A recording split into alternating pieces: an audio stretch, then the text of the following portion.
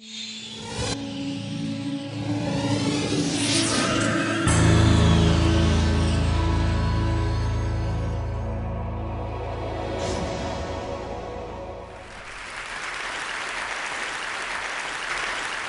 well, we've heard a lot of people speak this conference about the power of the human mind.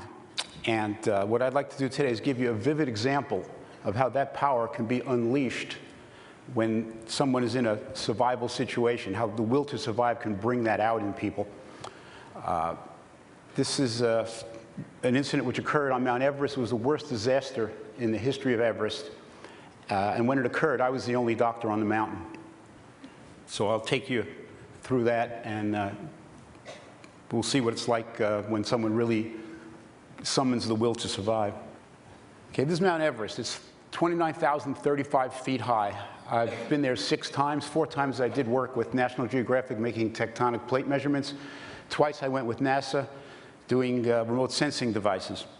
It was on my 4th trip to Everest that a comet passed over the mountain, Hyakutake, and the Sherpas told us then that that was a very bad omen, and we should have listened to them. Everest is an extreme environment. There's only 1/3 as much oxygen at the summit as there is at sea level. Near the summit, temperatures can be 40 degrees below zero. You can have winds 20 to 40 miles an hour. It's actually a wind chill factor which is lower than a summer day on Mars. And I remember one time being up near the summit. I reached into my down jacket for a drink from my water bottle, inside my down jacket, only to discover that the water was already frozen solid. That gives you an idea of just how severe things are near the summit. Okay, this is the route up Everest. It starts at base camp at 17,500 feet. Camp 1, 2,000 feet higher. Camp 2, another 2,000 feet higher up what's called the Western Cumbe. Camp 3 is at the base of Lhotse, which is the 4th highest mountain in the world, but it's dwarfed by Everest. And then Camp 4 is the highest camp. That's 3,000 feet short of the summit. This is a view of base camp. This is pitched on a glacier at 17,500 feet. It's the highest point you can bring your yaks before you have to unload. And this is what they unloaded for me. I had 4 yak loads of medical supplies, which were dumped in a tent, and here I am trying to arrange things. This was our expedition. It was a National Geographic expedition, but it was organized by the Explorers Club. There were 3 other expeditions on the mountain, an American team, a New Zealand team, and an IMAX team. And after actually 2 months of preparation, we built our camps all the way up the mountain. This is a view looking up the ice fall, the first 2,000 feet of the climb up from base camp. And here's a picture in the ice fall. It's a waterfall, but it's frozen, but it moves very slowly, and it actually changes every day. When you're in it, you're like a rat in a maze. You can't even see over the top. This is near the top of the ice fall. You want to climb through at night when the ice is frozen. That way it's less likely to tumble down on you. These are some climbers reaching the top of the ice fall just at sunup. This is me crossing a crevasse. We cross on aluminum ladders with safety ropes attached. There's another crevasse. Some of these things are 10 stories deep or more, and one of my climbing friends says that the reason we actually climb at night is because if we ever saw the bottom of what we're climbing over, we would never do it. Okay, this is Camp 1. It's the first flat spot you can reach after you get up to the top of the ice fall. And from there, we climb up to Camp 2, which is sort of in the foreground. These are climbers moving up the Lhotse face, that mountain toward Camp 3. They're on fixed ropes here. A fall here, if we weren't roped in, would be 5,000 feet down. This is a view taken from Camp 3. You can see the Lhotse faces in profile. It's about a 45-degree angle. It takes 2 days to climb it. So you put the camp halfway through. If you notice, the summit of Everest is black. There's no ice over it. And that's because Everest is so high, it's in the jet stream, and winds are constantly scouring the face, so no snow gets to accumulate. What looks like a cloud behind the summit ridge is actually snow being blown off the summit.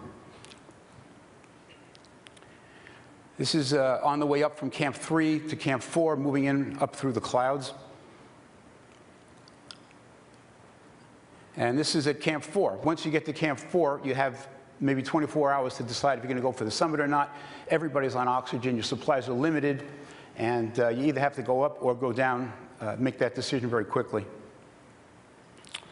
This is a picture of Rob Hall. He was the leader of the New Zealand team. This is a radio he used later to call his wife that I'll tell you about.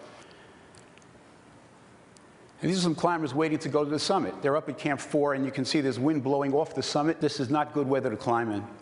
So the climbers are just waiting, hoping that the wind's going to die down. And in fact, the wind does die down that night.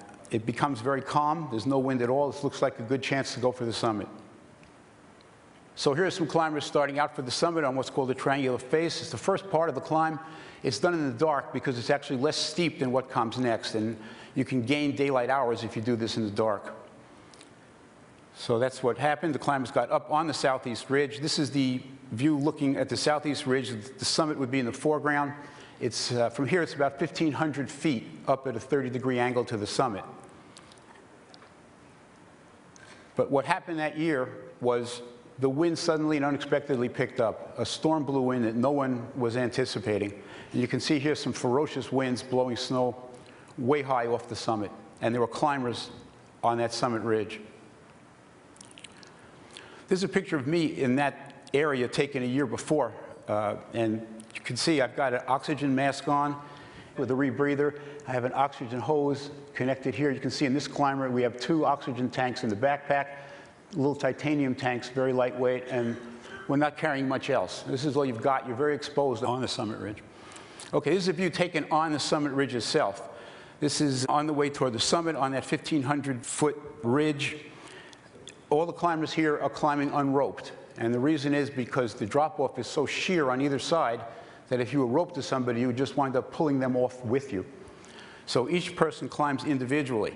And it's a difficult, it's not a straight path at all. It's very difficult climbing. And there's always the risk of falling on either side. If you fall to your left, you're going to fall 8,000 feet into Nepal. If you fall to your right, you're going to fall 12,000 feet into Tibet. So it's probably better to fall into Tibet because you'll live longer.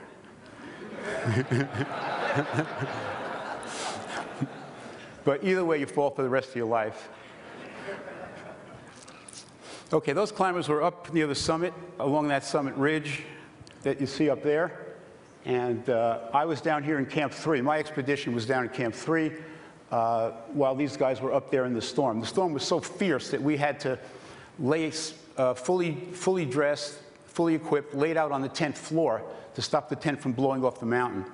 It was the worst winds I've ever seen. And the climbers up on the ridge were that much higher, 2,000 feet higher, and completely exposed to the elements. We were in radio contact with some of them. This is a view taken along the summit ridge. Rob Hall, we heard by radio, was up here at this point in the storm with Doug Hansen. And we heard that Rob was okay, but Doug was too weak to come down. He was exhausted, and Rob was staying with him. We also got some bad news in the storm that Beck Weathers, another climber, had collapsed in the snow and was dead. There was still 18 other climbers that we weren't aware of their condition. They were lost. There was total confusion on the mountain. All the stories were confusing. Most of them were conflicting. We really had no idea what was going on during that storm. We were just hunkered down in our tents at Camp 3. Our 2 strongest climbers, Todd Burleson and Pete Athens, decided to go up to try to rescue who they could, even though there was a ferocious storm going. They tried to radio a message to Rob Hall, who was a superb climber, stuck sort of with a weak climber up near the summit.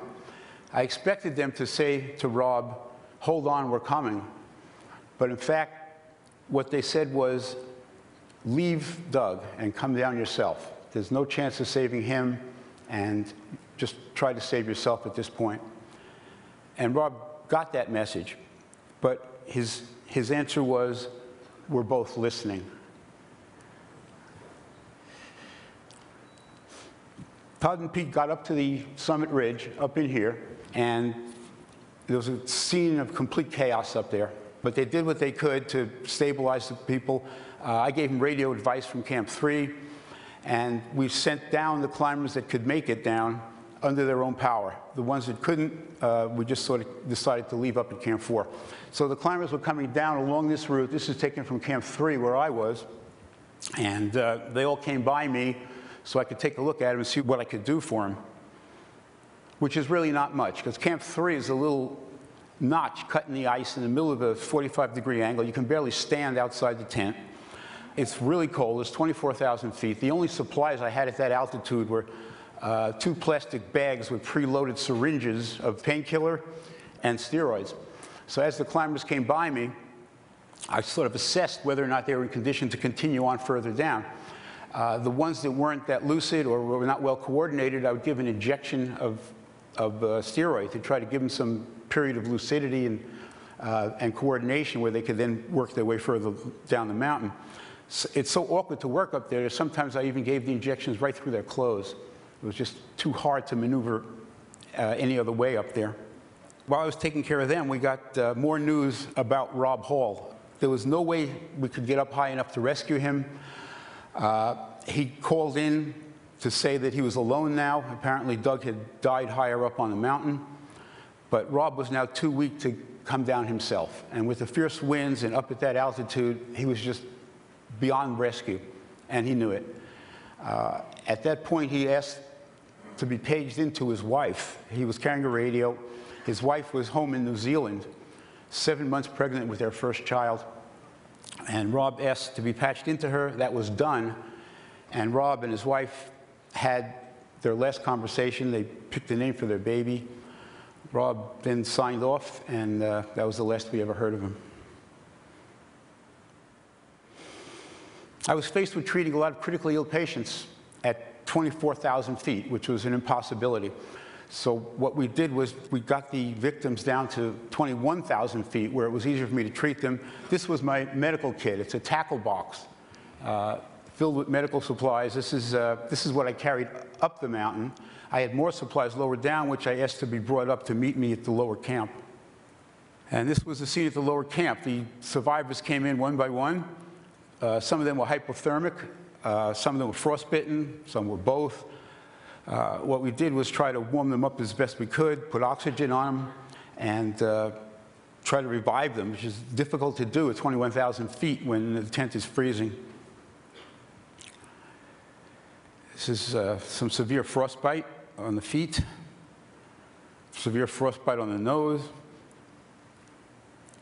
This climber was snowblind. As I was taking care of these climbers, we got a startling experience. Out of nowhere, Beck Weathers, who we had already been told was dead, stumbled into the tent. Just like a mummy, he walked into the tent. I expected him to be incoherent, but in fact, he walked in the tent and said to me, "Hi, Ken, where should I sit?" And then he said, "Do you accept my health insurance?" He really said that. So he was completely lucid, but he was very severely frostbitten. You can see his hand is completely white, his face, his nose is burned. First it turns white, and then when it completely necroses, it turns black, and then it falls off. It's the last stage, just like a scar. So as I was taking care of Beck, he related what had been going on up there. He said he had gotten lost in the storm, collapsed in the snow, and just laid there, unable to move. Some climbers had come by and looked at him, and he heard them say, "He's dead." But Beck wasn't dead. He heard that, but he was completely unable to move. He was in some sort of catatonic state where he could be aware of his surroundings, but couldn't even blink to indicate that he was alive. So the climbers passed him by.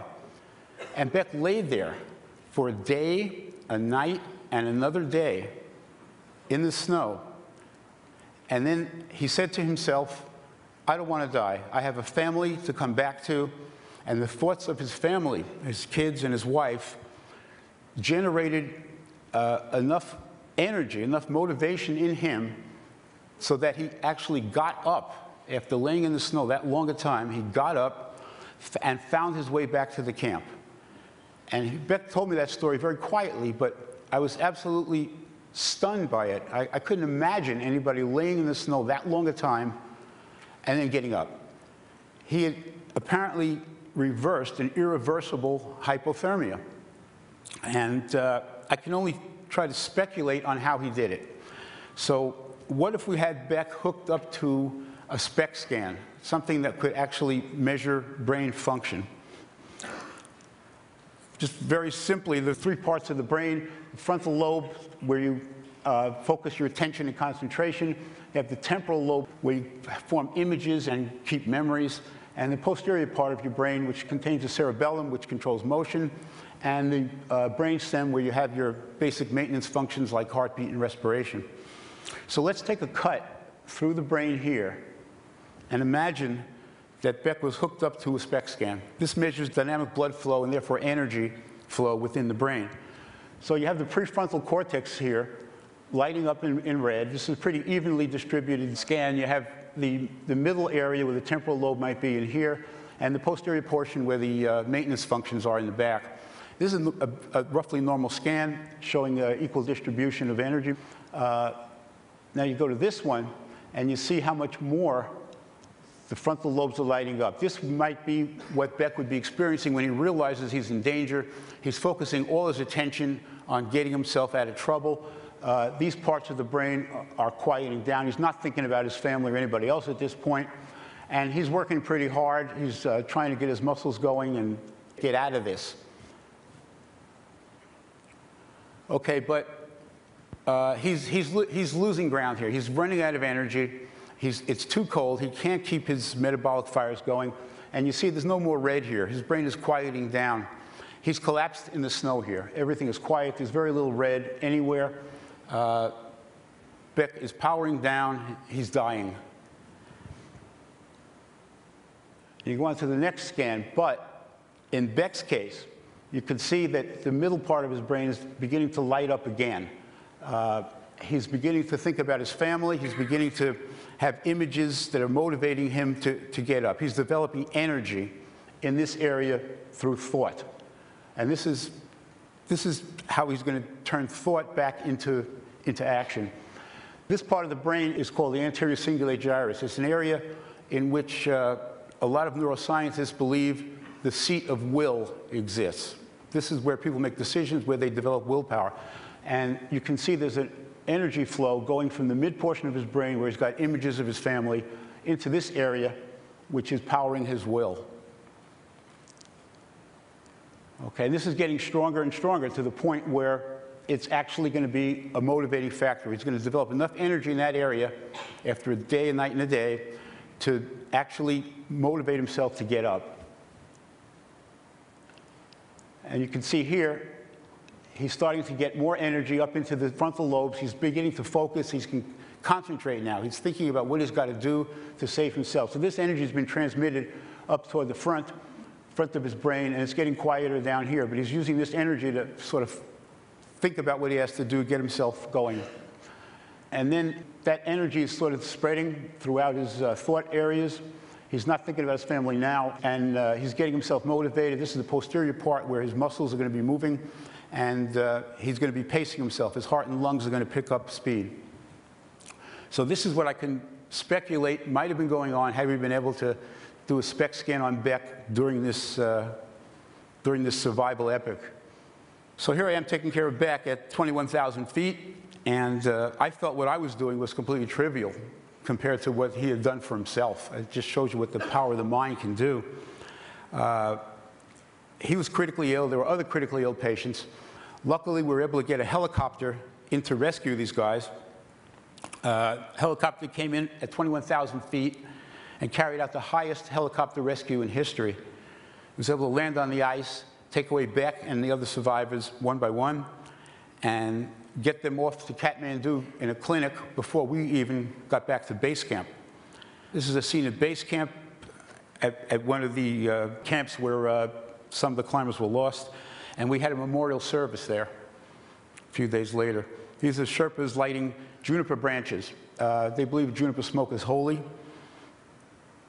And the climbers stood around on the high rocks and spoke of the climbers who were lost up near the summit, turning to the mountain actually to talk to them directly. There were 5 climbers lost here. This was Scott Fisher, Rob Hall, Andy Harris, Doug Hansen, and Yasuko Namba. And one more climber should have died that day, but didn't, and that's Beck Weathers. He was able to survive because he was able to generate that incredible willpower. He was able to use all the power of his mind to save himself. These are Tibetan prayer flags. These Sherpas believe that if you write prayers on these flags, the message will be carried up to the gods. And that year, Beck's message was answered. Thank you.